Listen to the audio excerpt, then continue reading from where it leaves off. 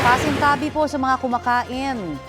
Naaagnas na po ang bangkay ng isang lalaki na nakabalot sa sako at lona ang natagpuan sa tabing ilog po dyan sa Rodriguez, Rizal. Ayon sa pulisya, posibleng sa ibang lugar itinapon ang bangkay at inanod na lamang sa ilog. Balitang hatid ni EJ Gomez.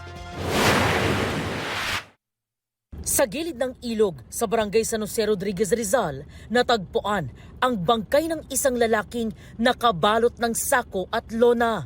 Ayon sa pulisya, isang residente ang unang nakakita nito at ipinagbigay alam sa barangay saka inireport sa pulisya. Natuklasan po natin na ang laman ng sako ay isa pong tao po. Nasa state of decomposition na po, lalo-lalo yung muka, hindi na siya makakilala. Ang lalaki nakasuot ng itim na t-shirt at itim na shorts. May mga tattoo sa braso, hita at tiyan.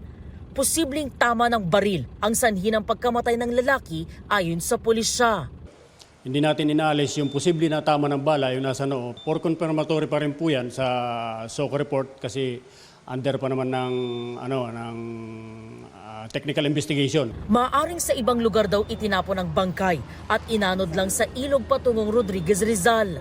Yung lugar ma'am ng pinagtagpuan ng bangkay ay medyo isolated po siya. Tabing ilog, walang CCTV naka-install, bibihira po ang taong dumadaan doon.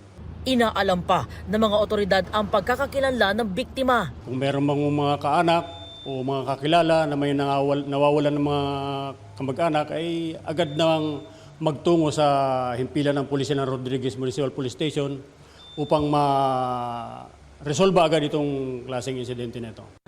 EJ Gomez, nagbabalita para sa GMA Integrated News.